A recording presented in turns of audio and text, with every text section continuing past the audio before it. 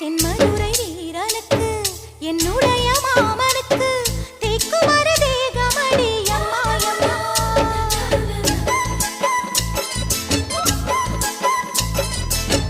மாமன் பெற்ற பெண்ணுனக்கு மையெழுதும் கண் எதுக்கு என்னை வந்து கொல்லுதடி எம்மா எம்மா.